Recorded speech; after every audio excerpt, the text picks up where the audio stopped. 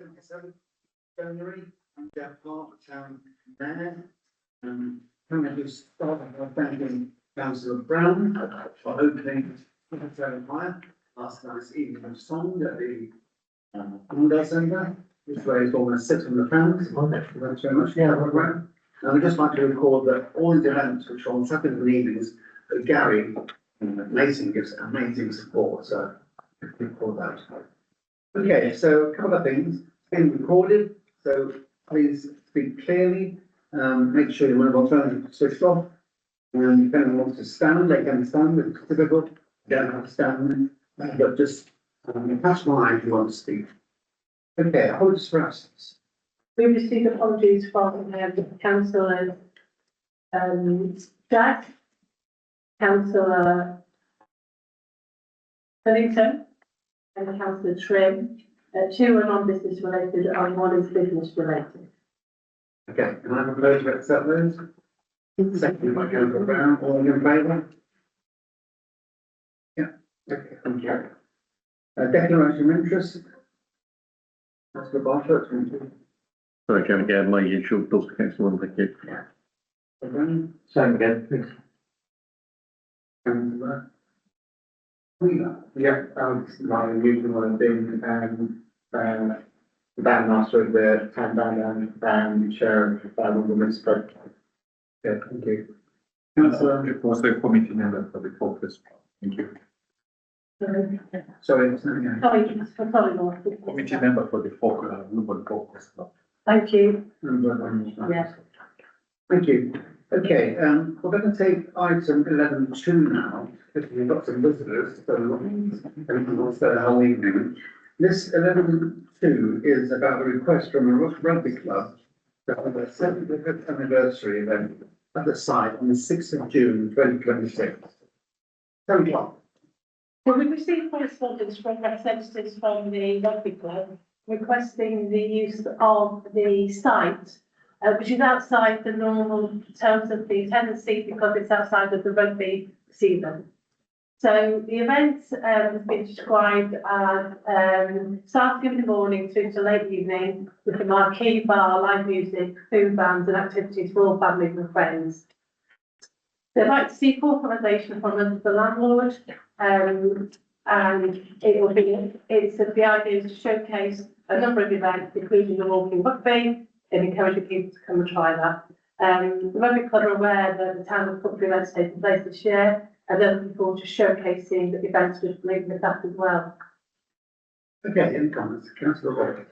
I think, Chairman, we ought to go along with this. We don't do enough for our residents that end of town. I am sick to death of not being able to say to people, oh, you can go down to Mario or what have you.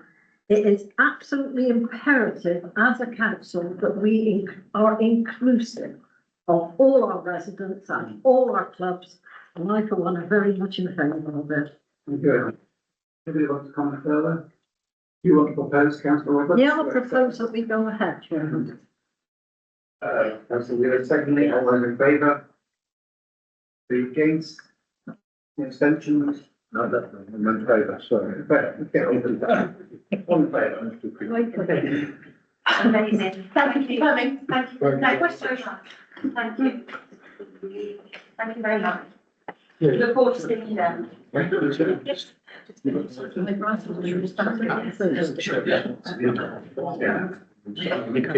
can listen.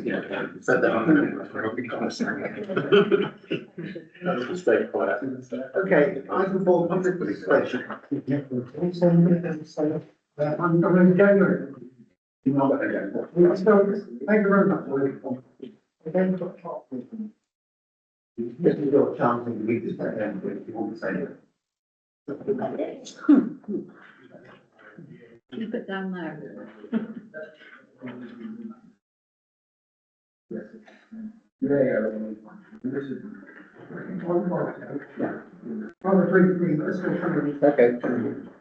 Okay, so item 5, receive and make information reports.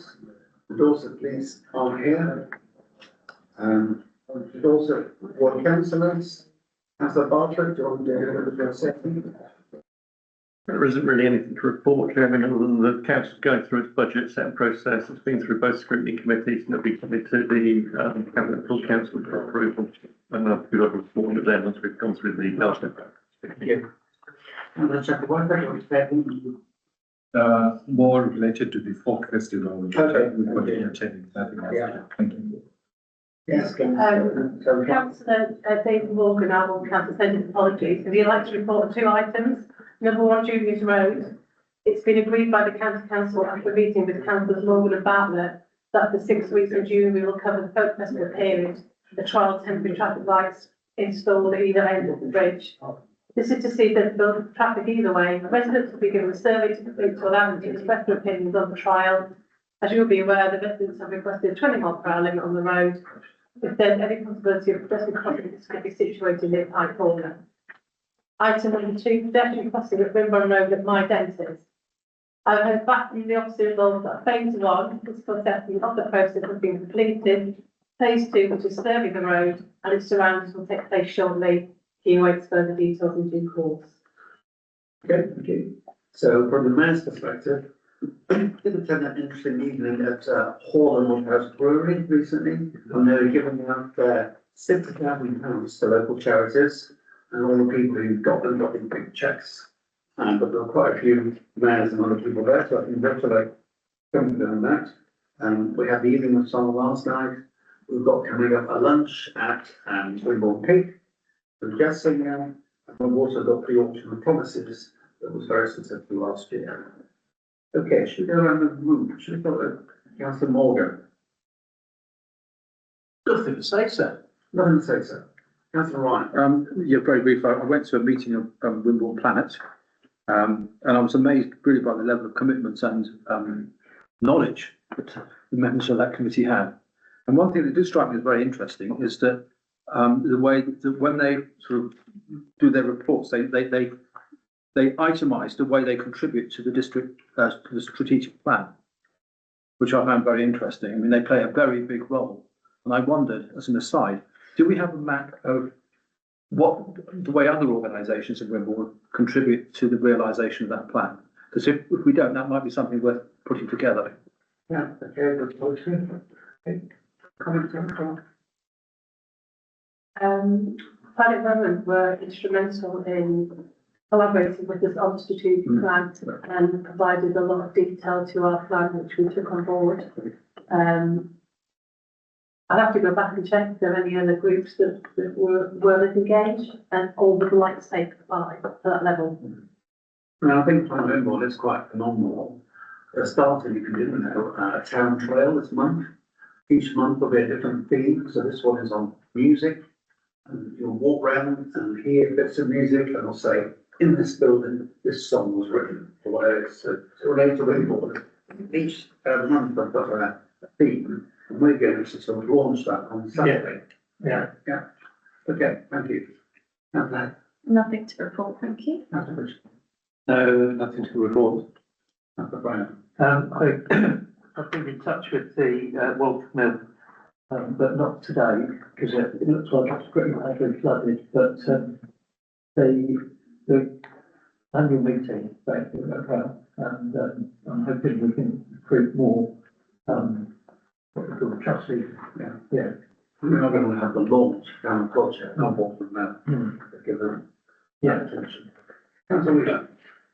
Just to update on the folk festival, it's progressing. We're still short of a children's coordinator, so if anybody knows anybody that wants to step in, that would be very well appreciated. But we had options working with town culture committee to kind of join up with town culture and do something really exciting for the folk festival.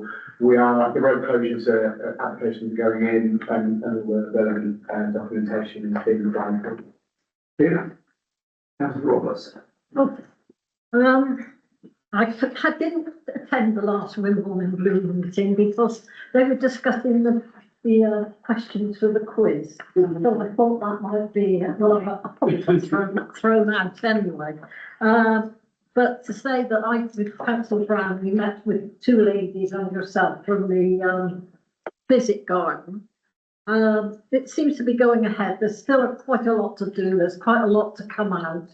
For example, I think it was one fig tree and a lot of the lemon balm has gone everywhere because it creeps underground. But we're getting there, but it is a slow business and, you know, we're going to have to take it in stages and just hope that it comes to look a bit better this year than it has. I have actually planted some marigolds, so they were great thing in for marigold farm for soothing rooms.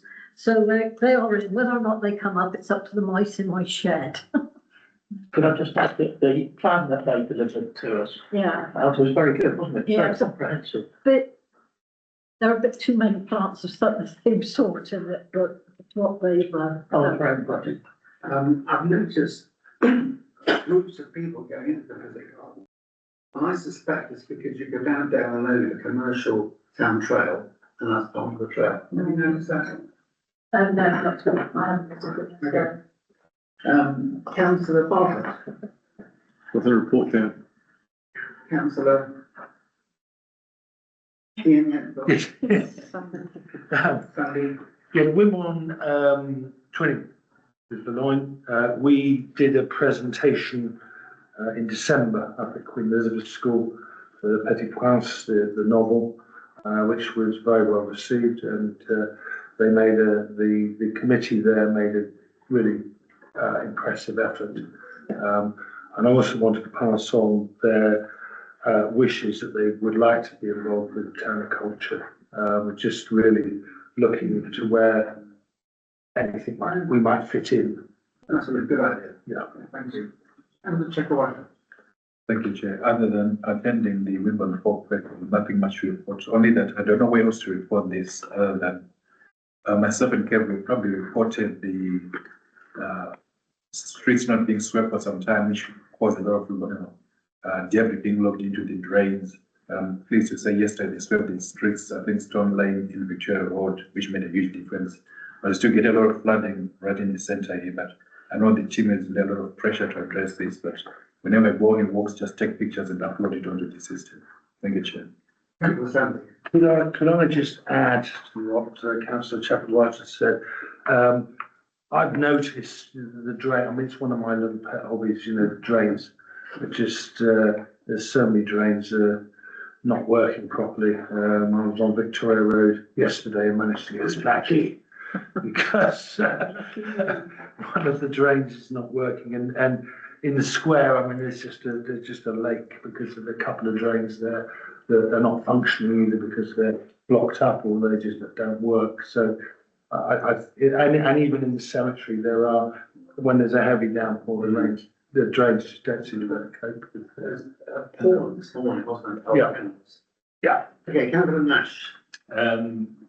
Councillor Hector and I ran a workshop a couple of weeks back to try and start thinking about the possibility of making committees and standing groups, standing from working groups a little bit more efficient in the way they operate. A lot of good learning happened, a lot of good thinking happened, and it's something we're going to take forward over the next 3-6 months, I think, to try and make some recommendations. And thanks very much to you, Lauren, for that workshop. It was really good. It was good. It was Reverend. Okay, item 6, full council minutes, 16th of December and 6th of January. So you have those minutes. Anyone want to comment on the minutes? Councillor Brown? Is that the one where the finance and governance was mentioned? This is full council minutes. Oh, is it full council? Sorry. Any other comments? Okay, shall I vote to propose that? Yeah, Councillor Brown, and seconder. Check on butter. All those in favour? Anybody against or abstaining? Item 7, committee minutes and working group notes. So there's quite a list there, committees, groups and forums. I don't intend to read all those out. But has anyone got any comments about all those notes? Yeah, I have. Councillor Brown? Yes. Are you coming? I think this is it, yeah. There was an item, was it about the tourist information grant? Is that that one? There was a discussion about tourist information a grant going to MED Museum. With service level agreement. Service level Yeah. agreement, yeah. I just wanted to comment that in 2010, that we, Mr. Oliver and I, we led a petition about the shutting down of the Tourist Information Office, and we had over 5,000 people sign it. And I think we were both very much under the impression the arrangements that were made by East Dorset District Council with the Museum of East Dorset were that there was going to be a continuation of the Tourist Information Service. And it hasn't happened, has it? It's gone. And so now they're putting an asking us to repair something they should have been doing anyway. No, Okay, no, we're going to then ask them to put in place an agreement with us. Yeah. To provide tourist information service, but that has been managed by the, at this stage, the Finance and Governance Committee. And it will come back to full council once I've had a response back from the museum representatives. We'll be asking them though what happened to the original undertaking that they were going to run one anyway, and they got rid of the 2 members of staff that had stayed on to do that. If the committee thinks it's relevant. what do people think? Councillor Bartlett. Thank you, Chairman. Just with some history of this, because remember at work they argued that East Dorset at the time about losing the Tourist Information Centre. And as you know, it transferred over into being part of the what's become Eastern Museum. Yeah. Which was now the Free State Museum. And then when the Unitary Authority was created, I chaired the scrutiny committee that looked at tourist information centres, and we cautioned that the approach was wrong, but we didn't win the argument. And that was that across Dorset, instead of having a brand with a type of tourist information centre that tourists would go to whatever town they went to in Dorset, they'd see the same model, instead of which it was left to do on an ad hoc basis.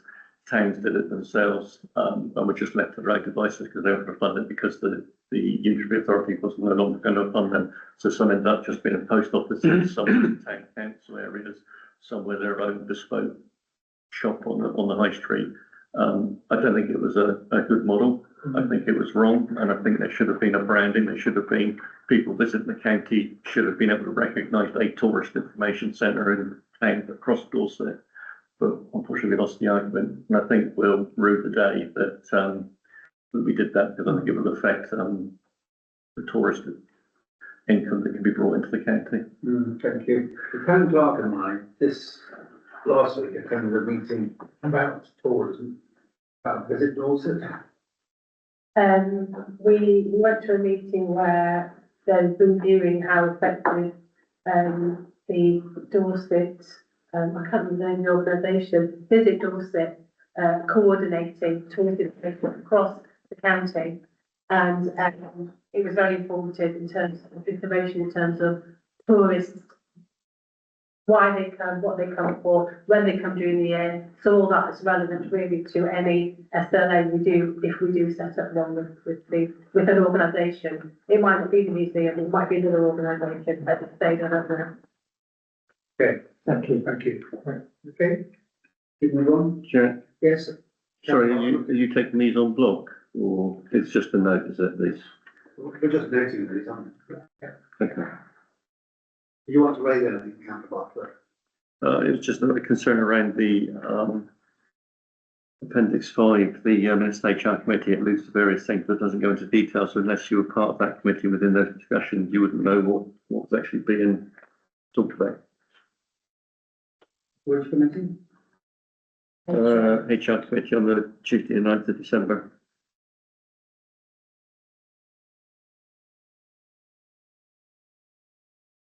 The 6th of January, yeah.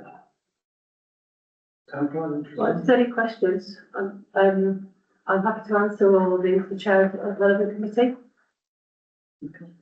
Check water. You happy to answer any questions? Happy to answer any questions, Chair. Councillor Bartlett. I'll leave it, Chairman. It's just as I say, the way that it's written doesn't actually give the information. It alludes to things but doesn't actually give the information. Okay, thank you for that point. Any other comments from those committee meetings and notes?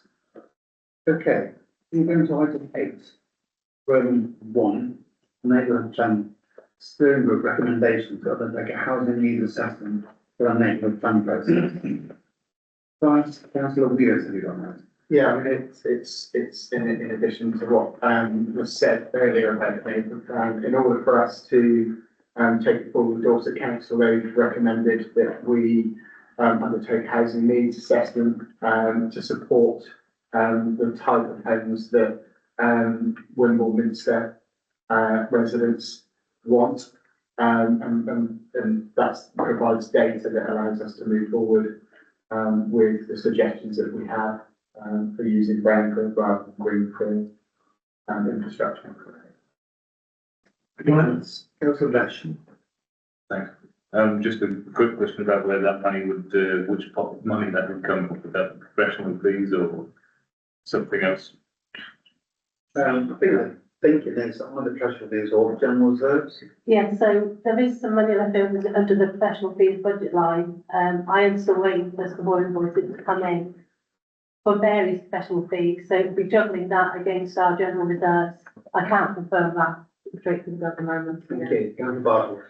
Thank you, Chairman. Yeah, once locality, lost their funding to do neighbourhood plans, then Dorset Council's view is that those towns and parishes, they've got sufficient seal funding that they can use the seal funding to, finance their neighbourhood plans, and they feel that's a good way of using the seal funding. I want to just say that in terms of doing the housing allocations, that's viewed as being a gold standard and makes it liable to be sort of more successful in delivering a neighbourhood plan. Thank you. Councillor Brown. Yeah, could I just ask, do we know, how many, people are on the housing list that live in Wimborne? Or trying to. On the waiting list. On the waiting list, yeah. I'm Social housing. doing that. No, we're doing that. Would that be a sensible thing to include in your? I believe we've, it hasn't, Jordan, there is data around, so we will pick that up offline. I'm pretty certain there's a bundle of data around accessibility needs, so how many people that have accessibility needs in the town. There is data for that because that's been shared already, but we'll dig it out. But in terms of overall housing, Wimborne houses for Wimborne people, we'll have a look, because I'm sure that some work's been done on that, and I know there's some data because we don't dig into it full. Social housing. Yeah, sorry. So we'll action that because that's Social it's housing. social housing as well. So yeah, we'll action that. Sorry. Councillor Richmond, did you want to ask a question? Yeah. Anybody else? Much? So I'd just like to propose we accept the standing group's made a recommendation. Got proposed. Second, councillor Hector, all those in favour? Anybody against? The abstentions? Yes, one against. Okay, H2, this is about the current staffing accommodations of the sewer additional office desk space. You've got an appendix 18 about this. So I don't know, Councillor Chapel, if you want to lead on this? Happy to, thank you very much, Chair. So at the HR committee, a few weeks ago, I think, we had a proposal and a discussion that the team is growing, but also for team cohesion, it seems to make more sense to be in a single office, which is the committee rooms that we use downstairs. As councillors, we come and go, but the office staff are here most of the time. So in order to improve the well-being, productivity, and just general feeling better, team cohesion, we agreed that it's a sensible thing, but we bring it to council for a discussion and for approval. And there's three options, aren't there? Yes, thank you. Town Clerk? Yeah, no, just the three options are there. Okay, Councillor Roberts. I'm very much against this, Chairman. We fought tooth and nail to get that committee room built and accommodation for not only us, who give our time free, and it's all the accommodation that we have to do anything. It's used by a lot of other people. I was in here the other day and there was a reading group and various other people coming in. And as I said, that is our committee room, and I feel that it should stay as such. If we've got to up our numbers on the staff all the time, we're now up to, what is it, 8 staff? Only 4 don't work here, there's 6 downstairs. we started off, I think, with three and one, that's 4 staff. And now the staff numbers are just escalating out of control. We are using nearly 50% of our town budget on staff. And I don't think that's fair to the taxpayers of this town. I think with the options, I mean, certainly I remember one of the options isn't about, is leaving the committee room there, so we'll have to discuss which option we want to vote for, really. What are the comments? So is there an appetite with the staff to work from home? Is that something that, because it obviously means that you're not going to be in contact as much, is that something there is appetite for working from home, or do people not really want that option? Down. I don't want that option because we're a front-facing service. And Yeah. we're open to the public 9:30 to 1. Yeah. Then we'd have to really put in place a proper rota that ensured that the relevant staff were here to cover that. I'm not saying it's impossible, we could do it. But even then, you're not certain, are you, if someone comes in and that person's at home that day? So do you think maybe option 1, having a rejig, might be sort of the most straightforward? Councillor Wheeler. So things change in the town and, you know, we have grown, the town's grown by about 28%, I believe, over the last 10 years, which is a significant number. With that comes more work, and with that, there's a need for people to be employed. Personally, I'm a little bit ambivalent as to working from home, because I used to work from home. However, given that this is a service that we provide, and if people are paying perhaps money, perhaps pounds, for it, they should see it. And if it's visible, therefore, the people who are in the office, they can see where their money is going. So I would be in favour of accommodating them, because I'm a people person, in the most productive way possible, and that seems to me to be to put them together. We wouldn't lose necessarily with one of them, we wouldn't lose a meeting space, we would just move it to the other side of the underneath here. So that would be kit out and used as a committee room. And as I say, things change, and I could say the same, unfortunately. Other comments? Councillor Bartlett and Councillor Nash. Thank you, Chairman. Yeah, 3 options. Post-COVID, the workplace has become a completely different environment. The Operative Authority Dorset Council works quite successfully with working from home. It's in all the time. It's been found to be very cost effective. It's enjoyed by the staff. I appreciate that a rota system has been brought in to accommodate it, but I don't have any problems with the option 2 of working from home. Option 1, the small space with the round table has never been used successfully by councillors. It's not a private space, often there's officers in there as well. We originally did have discussion some years ago about actually putting a false wall through there and creating the mayor's parlour, what they call the mayor's parlour, which then would double up as another convenient meeting room for members, for meeting for members and officers, or members meeting with residents in the town. But I think COVID coming in stopped that, and those discussions ended. But I think getting rid of the round table, putting additional desks in there, and putting the officers in that side below this chamber, I think for me works. That's a better option. Option 3, I personally think is a non-starter. As Councillor Roberts said, that is the committee room. If you moved the committee room to below this chamber, it's not big enough. I mean, some of the planning meetings that we have in this council, a lot of members of the public turn up for that, so it wouldn't work in my view. I don't think the room's big enough. The committee room is set out in a way that helps the chairman of any committee that's in there to actually keep order and maintain that order within that room because of the way it's laid out. And also, I think the other thing you have to bear in mind with option 3 is that we do hire out the committee room and it's an income stream of the council.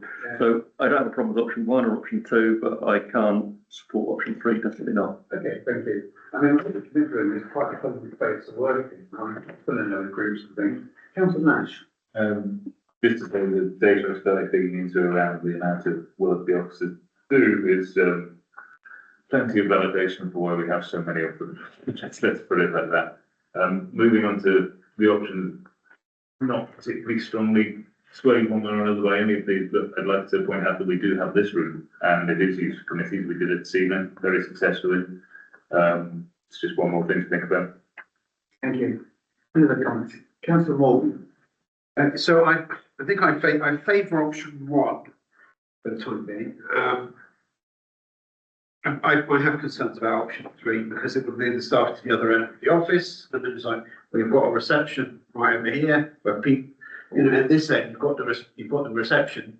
That's where people can see people coming in. Otherwise, you have to get up, move from the committee room. And I mean, just the flow in terms of being a front-facing service doesn't seem to work if everybody goes into. We're not proposing to move the existing staff. The 3 that are situated in that end Okay. would stay. It's just the staff room. The staff have to go over there. Under option 1, yes. Okay. You both, yeah. I still favour option. I suppose we accept option 1. Do you want to second that, Councillor Morgan? Okay, option 1. Do you want to explain what it is? So option 1 is to remove the round desk, 4 chairs, the large cabinet currently in the chamber side underneath us, replace with 2 desks, 2 chairs and a smaller cabinet. I'm going to potentially see if the round table actually fit in my room, so if people wanted to meet privately, there is that option. So that is the option 1. We'll leave the committee room as it is. Yes, not touch the committee room. Okay, that's up to you, play all the voting. Yeah. So option 1 is to review the committee room and change what else a little bit. All those in favour? Okay. All against? Any abstentions? 2 abstentions. Thank you. Okay. Thank you. So in town of culture, I think it's quite good if we just, Councillor Roberts. I was just going to ask, Chairman, I don't even know where the round table is. Gary. Oh, right, okay. Okay, item 8, capital 3, town of culture update. So I'm going to say a little bit and then town clerk's going to also speak and Councillor Rita may want to speak. So as you know, we've been successful in this town of culture bit. We've got a theme, building the past and the future. Our goal is to become a culture catalyst, is what the steering group talk about. So sparking ideas, supporting new creative talent, celebrating heritage, but also tackling social isolation, supporting youth and connecting residents across the town. Quite keen that these new developments are included in this and we take things to them to some degree. Some of the projects would be an Uplift Youth Arts Festival. So we've got a group of teams from another working on a fortnight festival in April, which will be shaped by young people, for young people, so I think that's really exciting. We're working with the River Allen Landscape Recovery Project to have an eco-heritage sculpture trail around the town, sculptures using sustainable materials.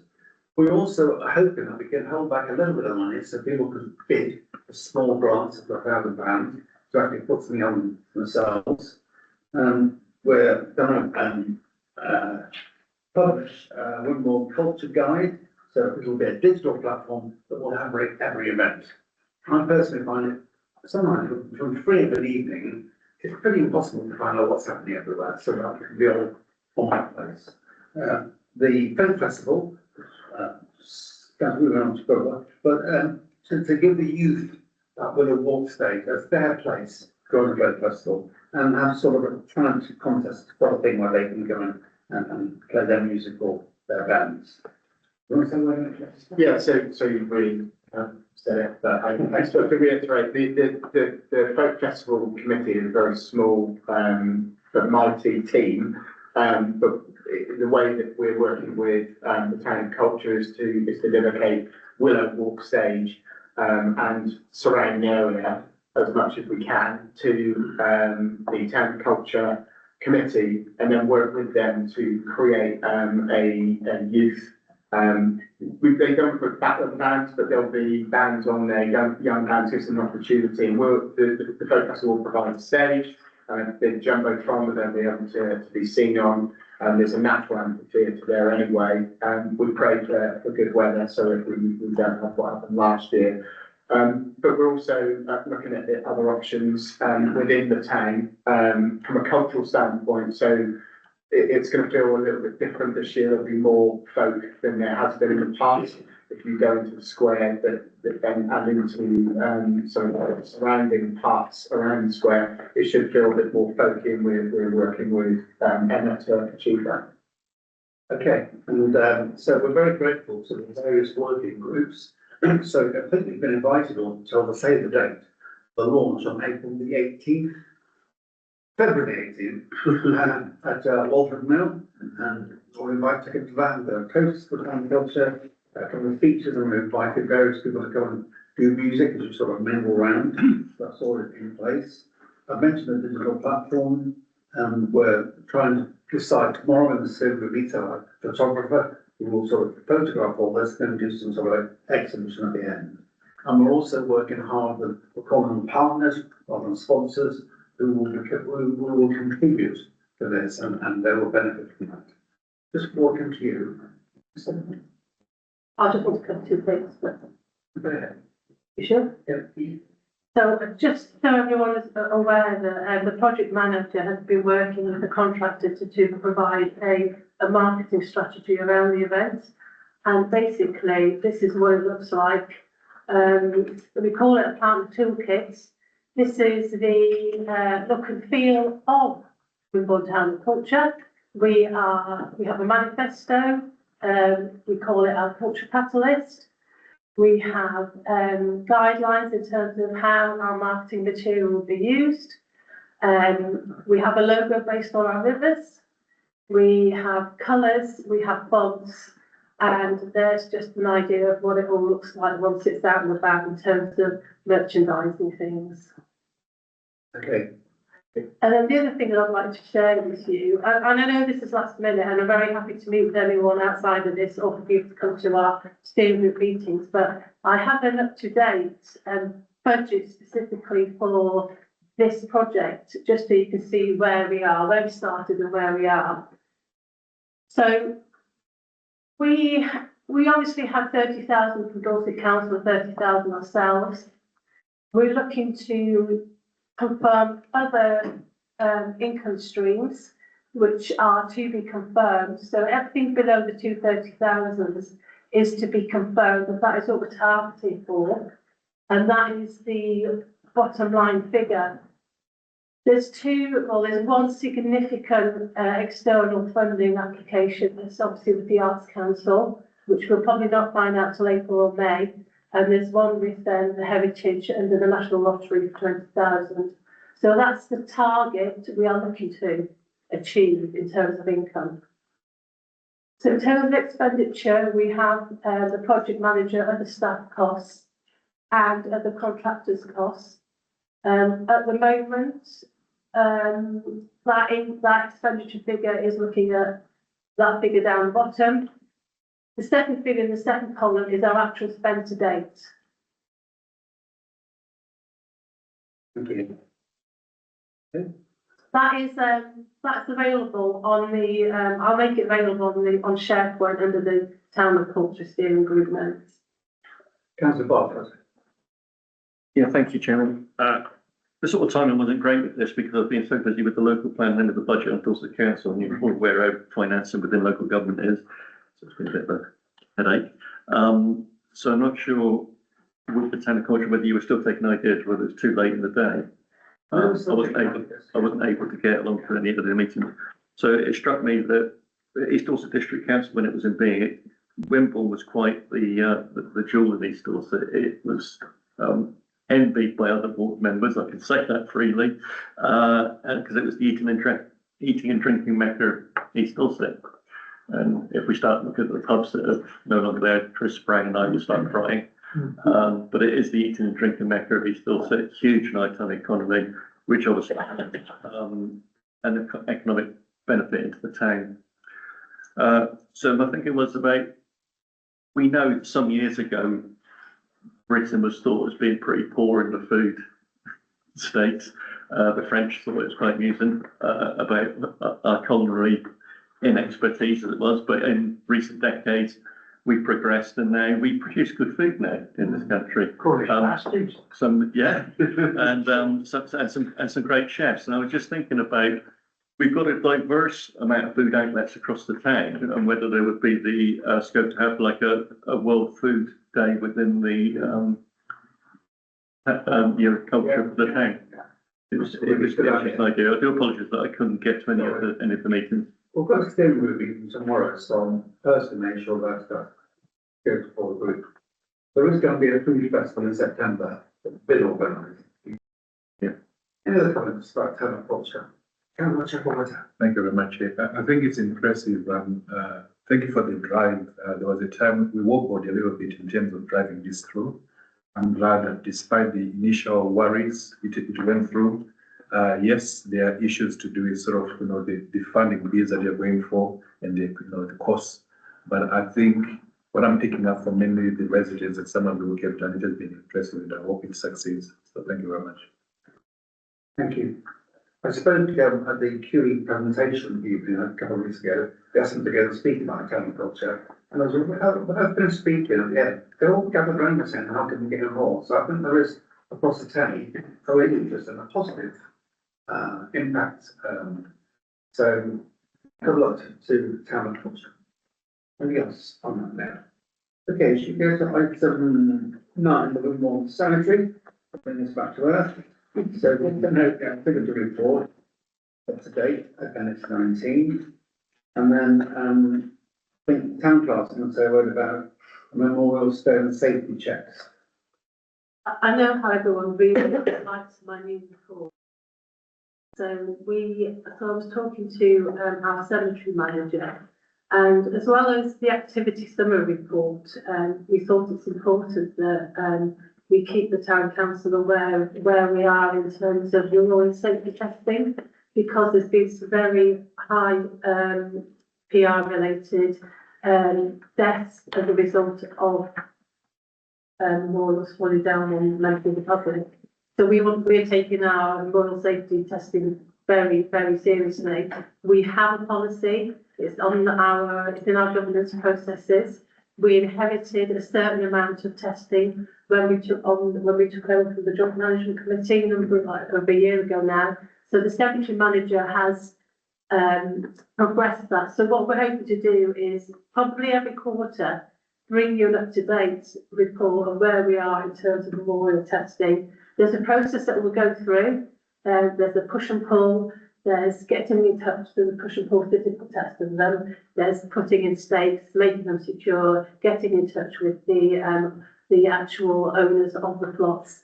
And then at the end of the day, if we can't repair them, they'll be laid down flat. And that is the long-term process involved. But this is to keep you up to date.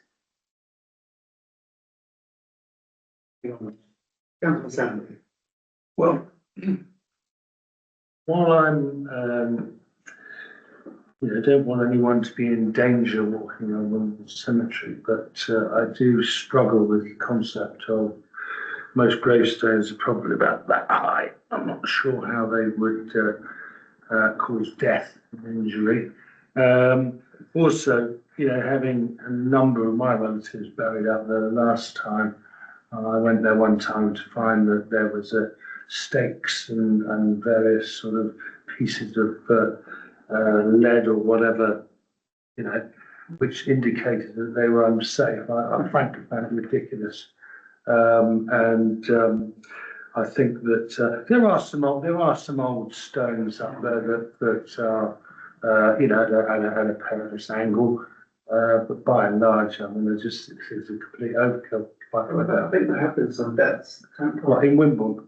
These are child, one of them is a child was killed by the Minster What, in in Wimborne? England. What, one in England, in the whole of England, It's one. the health and safety risk. I find that attitude completely reprehensible.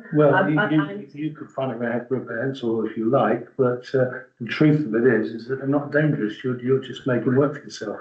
They are dangerous for You know, people. no, they're not. Can I Rubbish.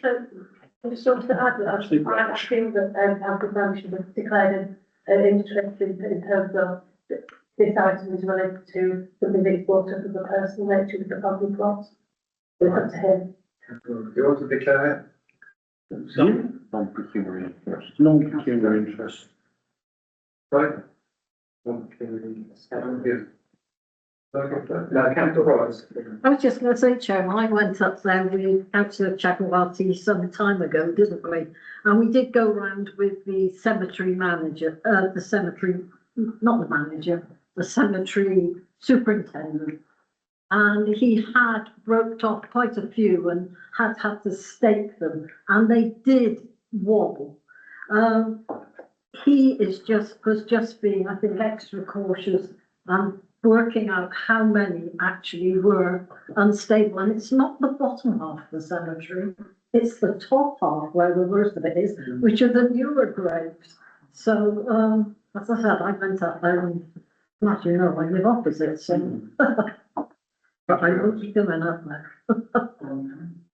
Yeah, I mean, yeah, so, I mean, the other side is from an insurance angle, if somebody trips over a grave that's on the floor, they will seek, recompense. I know this because, in Folk Festival, somebody got in a divot on Willow Walk and is currently claiming against our insurance for an open field. So these things do happen, and what that leads to is an increase in cost for us, which it has in terms of our insurance until that comes to resolution.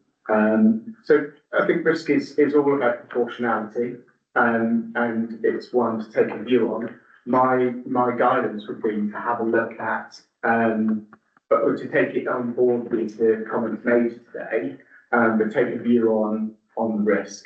And articulate where you would be agreeable to accept something that maybe is below a certain standard or a certain size, so that we have a framework to move forward with that everybody's clear on. If that already exists, then cool. Councillor Chakravarti, hand up, something like. Thank you very much, Chair. Thank you very much. We did an inspection, certainly. I think any of the assets that the council own, whenever they are considered risk, we need to take those into account, risk assessment, appetite and everything else. But to say what we are doing for Wimborne is not unique. The other parishes that are covered outside of Wimborne at all, they do exactly the same. But I take your comments on board, but it does happen elsewhere. I think it's the public sector do worry about any legal claims and what it might mean, not just reputational damage, but potential litigation, whether someone is successful or not. Thank you. Thank you, Councillor Sandry. Well, what Councillor Wheeler pointed out, which makes sense, is that you need to avoid trip risks, and therefore what the town clerk has proposed of the gravestones be laid down is going to increase the trip risk. So we do have, as I referred earlier, we do have a policy that records how we monitor and manage the risks around memorial stones. That'll be part of our governance review when it comes to look at all our policies and procedures in May. It's on our SharePoint, it's on the website if you want to have a look, but it is in line with national guidance, and that's brought in by the Institute of Cemetery, Memorial, ICCM, and Crematorium Memorial Organisation. So it's a nationally approved policy per se. So, just, Councillor. So, in that case, Chairman, we know the risks, but perhaps a little notice once again to people using the cemetery or going through the cemetery might be in order to say, some of these stones are old, some of them are being laid down, please be careful. It might alleviate some of the risks that we're about to take. Can I just say one thing? I'll be very brief. Councillor Sandry. the amount of, I mean, the last time that I noticed that, these hazard warnings or whatever were placed, I mean, the amount of time it must have taken to do that, I would suggest that the money would be better spent on, if there are some gravestones that are, let's say, in danger of falling over, that the money's spent on maybe just propping those up and making sure they don't fall over. Okay, thank you very much. Okay, well, just the notes report, is that right? Yeah. So I'll move on to, number 3, which is an interesting article, item, to consider installing a letter to heaven post box in the cemetery. Town clerk's going to lead on this. So this report has been put together by our cemetery manager. And it's basically to see full council support the idea of a letter to heaven's post box, which you buy from Royal Mail. And we put it up, and the cemetery manager will monitor those letters. The idea in the background is presented in the report. It has been costed, and it's to see whether the full council supports that, and if they'd like to choose an option, they do. Okay, any comments? I would make, Sorry, Councillor Nash. I hate this idea, but it's a very personal thing. The options that are presented, though, and I'm sure it will be something that a lot of people do enjoy, are putting post box for £280, which seems very reasonable, but makes sense coming from the Royal Mail, I suppose. The sign options range from £360 up to about £5,000. I think it's ridiculous costing, or whatever it was. So if we were going to go ahead with this, I would suggest that a small acrylic sign would probably suffice. Thank you. Councillor Sandon, do you want to say anything? no, Okay, Councillor Brown. I spend a lot of time in cemeteries. Yeah, quite unhelpfully, really. But I think this is great. And if we could do it as, cheap as reasonably possible, then I think, it's something we'll do. It'd be interesting to know how, I know the proposal is to shred the things that are put in there confidentially, but will we keep some records on how many people write and stuff? Yeah. Great. And can I respond to some of them, pretend I'm God? No. that's it. You look like God. Yeah, thank you. Sometimes when I've been in the school inspections, you told fairly recently, the English inspector has often talked about writing for a purpose. Yeah. And when they write letters to Father Christmas, the inspector will say, Father Christmas doesn't exist, they shouldn't be writing these letters. And I've said, get a life. Get a life. Okay, should you going to propose that, Brendan? Yeah, I propose to be. Just to double check what we're proposing. So we're proposing to the cost of the post box, and the cheapest option in terms of a notice that explains what's behind that. Yeah. Could I make, one suggestion is, I don't know what the scale of this is, but I was rather thinking it might be a little lower down so the kids could get the letters in. Accessible. I think we've learned from making water fountains. Oh, yeah. Yeah. 5 foot high. Councillor Ryan. Did I not read that there was a possibility of some sort of attempting to get some commercial sponsorship? That is an option that we're exploring with our main funeral directors. So it might be that all the cost is covered, but I can't confirm that. And if it's not, I think it's an option that full council decide how, a costing bracket that they're happy with. Councillor Nash. It's probably a conversation for another day, but I can't imagine anything worse than saying that it's sponsored by, I'll probably leave it in the directors, but I think maybe we can set up the 650 quid. Thank you. Okay, so. We got a second then? Oh, yes, yes, all those in favour? 3 against? 1 against? Abstention. Okay. Okay, we're on to item 10 now. So motion, Councillor Richmond, you've got the wording there. And it's about financial regulations. I'm not going to read it out because we've got it in front of you, probably read it. But I'll ask Councillor Richmond to lead on this. And then I'll come to Councillor Chapelwater, the Chair of HR. Thank you, Chair. This of course came about because we recently were showered with figures on the budgetary analysis. And I don't know why I should have been surprised. Maybe because I'm not involved in HR normally, that our expenditure was about 50% staff. The Localism Act of 2011 requires that pay policy statement is put out annually, detailing staff payments. That's the background to it. And the more I looked into it, Local Government Transparency Code 2015, we are certainly a town that has a larger expenditure of 200,000 quid. So we're required to sort of detail senior employees and ratios. But not only that, the senior staff should be approved by full council. And that's the issue, really. I've not got any particular concern that this has happened as it is, because things happen.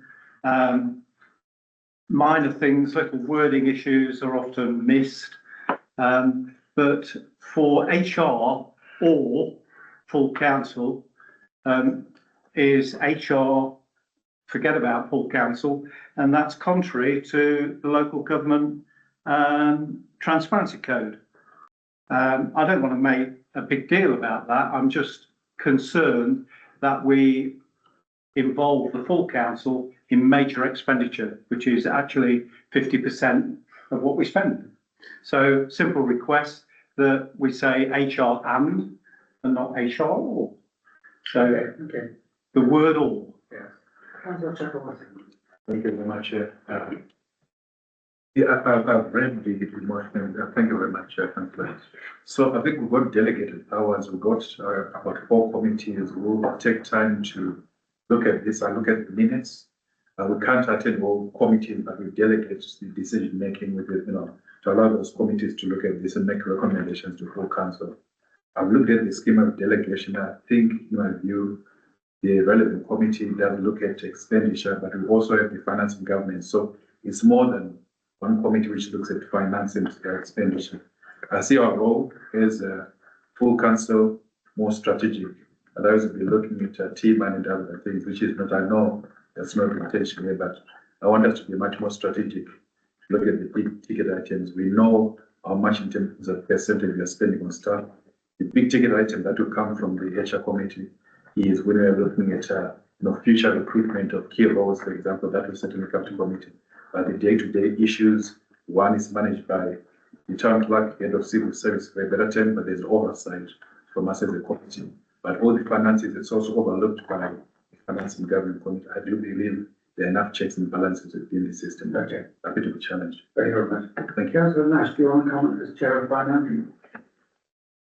More as chair of governance, though, we have a scheme of delegation for a reason. It exists as it is at the moment. If you want to change it, bring it to finance and governance. I don't think this is something that should be at full council yet. I think we should send this to finance and governance for consideration, because I think it's worthy of consideration.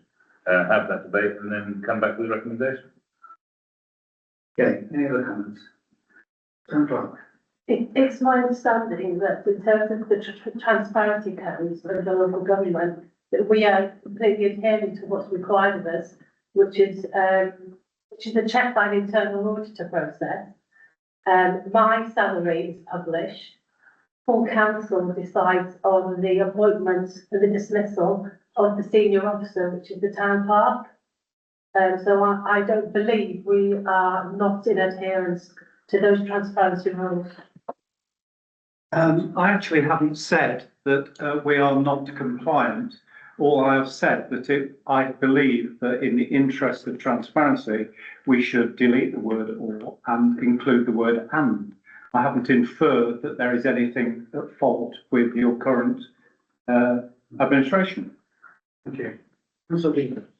I'm kind of with councillor Nash. I think this needs looking at, and I think the finance and governance committee would be the place where we would debate it and then bring it to full council. Just because you delegate something doesn't remove accountability from the town council, because we all have all of the minutes, we all have all of the accounts which we have to go through on an annual basis.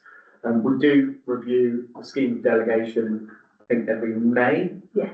And so this will preempt that and get it out of the way before we do know, but I kind of think it needs looking into and you know, we then take it forward from there. I'm glad Councillor Richmond has made the statement he has around no one's accused anybody of non-compliance. What we're looking at is to tighten the rules, and that's why we have a finance and governance committee, so I'm happy to support Councillor Nash if he makes a proposal. Councillor Stanley? I just like to say that I completely agree with councillor Richmond. Okay. Councillor Marvel? Yeah, I'm much the same view, Chairman. I agree with Councillor Richmond. The only thing I would say is that the word that's missing from it is a recommendation. So what normally happens is best practice within local government is that a committee sits, it makes a recommendation to its full council. Scrutiny do it, you know, when they go through a budget process, scrutiny will make a recommendation to the cabinet around budget when it's set its budget. So I'm happy with that. I just think that recommendation from the HR committee, a recommendation to full council, and I agree it should go back to finance and governance to have a look at it and see if necessary if we become more open and transparent in that way. Thank you. Can I just go back to what Bill said about the legal standing and aspect of what Bill was saying? When we do go to finance and governance, can we have a sort of proper understanding of that, explanation of that? Because I haven't come across that law before that you know. What, the transparency?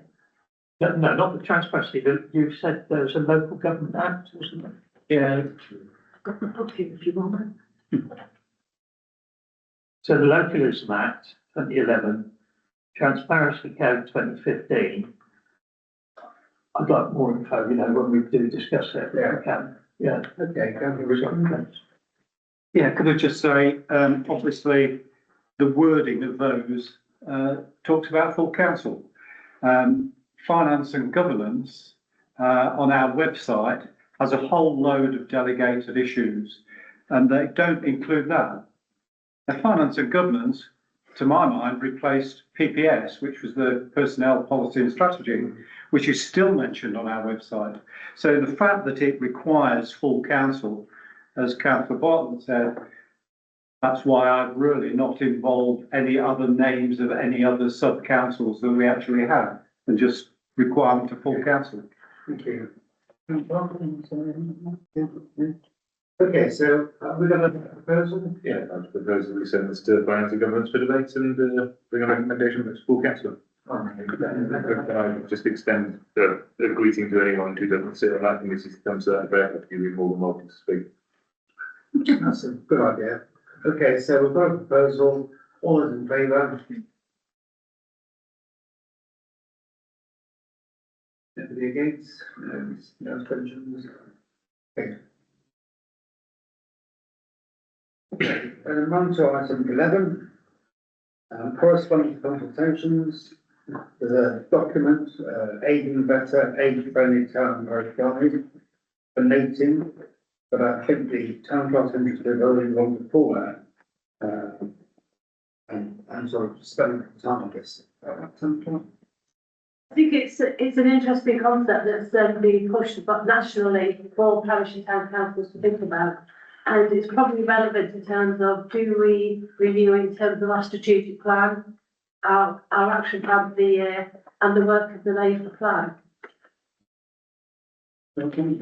Yeah, so the neighbourhood plan is already including accessibility, and age is involved in that accessibility and level standing across the town. Also looking at access to shops, and access to public transport, because there is the danger side of doing something like this is that everybody then virtually signals that they've done the right thing when actually what they have doesn't serve a purpose.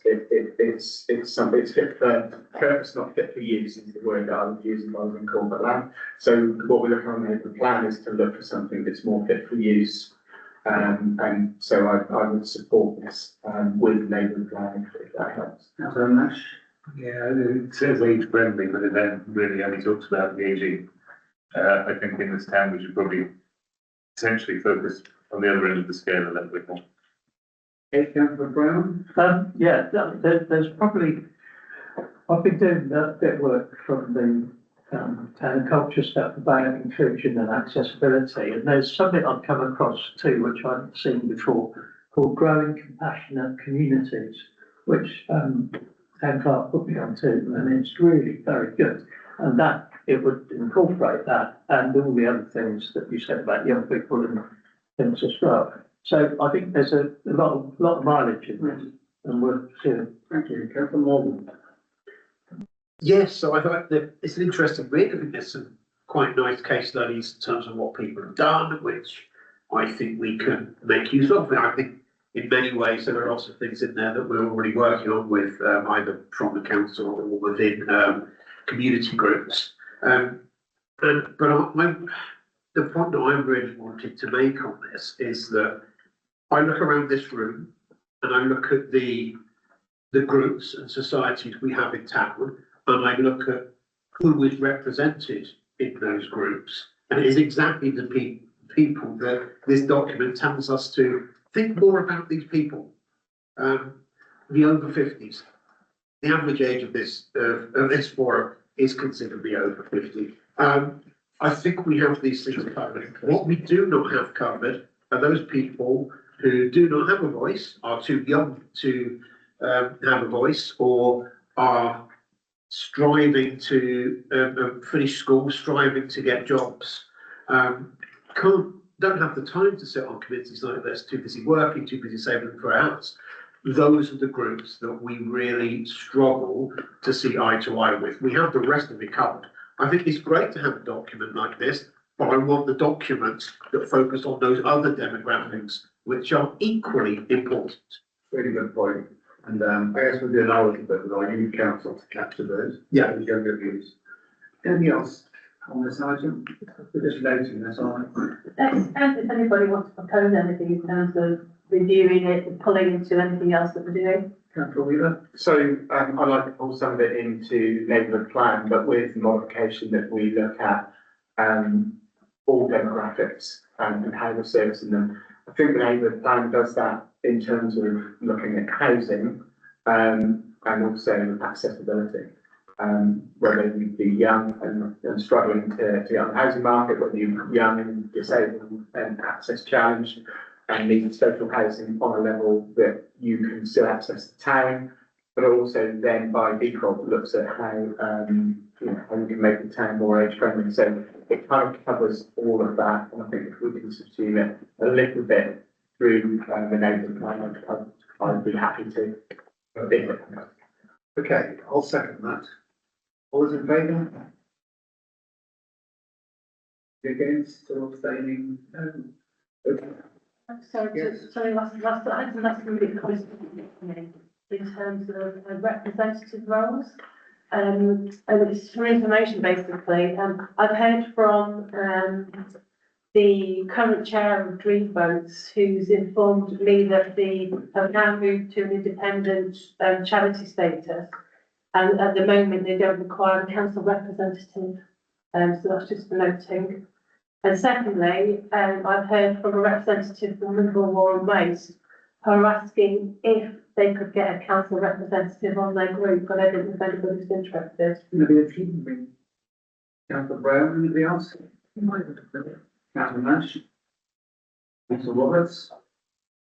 Councillor Bissant? I'll follow it up and then we can just draw daggers at the door or something. I don't know, I don't know. So yeah. Can you dig into when they meet? Is that like? Yes, I think they meet every Wednesday evening. Oh, well, they're saying that they meet on a Wednesday evening. If it's more convenient Wednesday evening, do they work for anyone interested? Dig into it, yeah. Councillor Ryan, are you interested? Because you're Wimborne. Yes, yeah. Yeah, there was 4 people. Okay, Right, feed that back to them. okay, so any motions for next meetings, please email town clerk. The Celtic meeting on the 3rd of February has been cancelled because we're having a vote for the Christmas lights. And I'm going to close this meeting at 8:25.